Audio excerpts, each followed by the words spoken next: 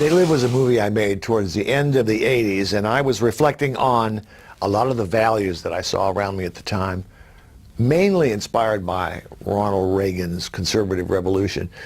There was a great deal of obsession with greed and making a lot of money, and some of the values that I grew up with had been pushed aside. So I decided to scream out in the middle of the night and make a statement about that. And They Live is partially a political statement, it's partially a tract on the world that we live in today. And as a matter of fact, right now, it's even more true than it was then. We are manipulated by a lot of media around us. We are consumed by consumerism. And as you can see in the recent events in this country, they are still among us. They do live, indeed. The 80s never ended. The Reagan Revolution never ended. Although there is now a pull towards the left. I admit that. The right is, in this country, the right is confused and lost. But they may win. They may win, and what they want to do is beyond Reagan. You know, they've moved so far to the right. And it's really unrestrained capitalism that I'm criticizing. I'm a capitalist. I love capitalism. I love making money. But unrestrained capitalism leads to depressions. It leads to the recession that we had.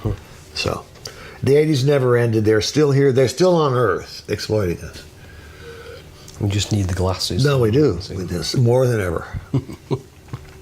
It seemed to me that They Live needed a kind of working guy, non-middle class, blue-collar guy who's a working poor, who were real and are still real in this country. So I thought he had a quality about him.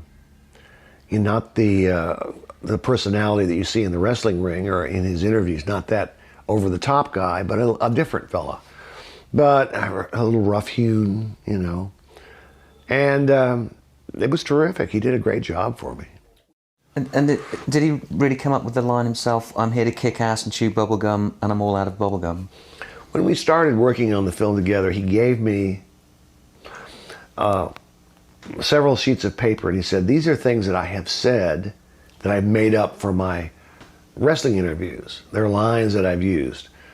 If I'm going to do an interview about some wrestler I'm going to meet on Saturday night, I'll say these lines. And some of them were not what I needed for the film, but that one particular one, I thought, well, that's pretty great.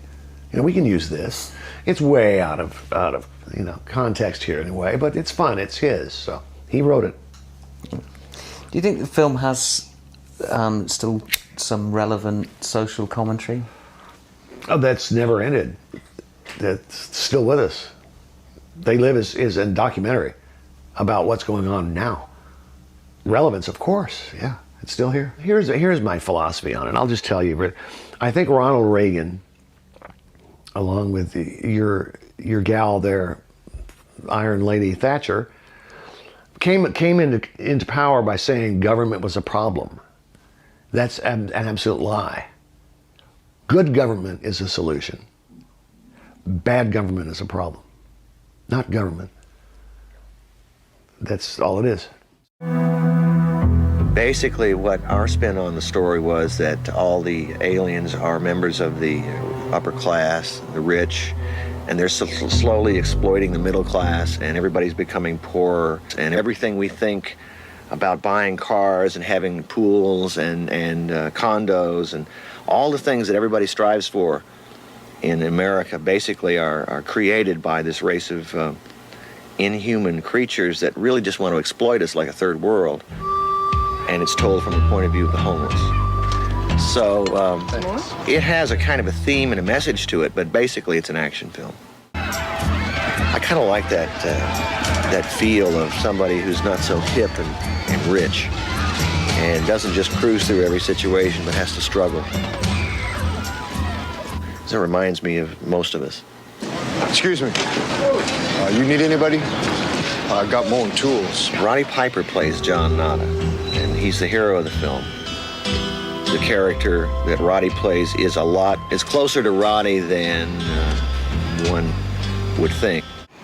Ollie Thompson is a character in They Live who's basically a middle-class working woman who gets hooked into this entire thing. Take it easy.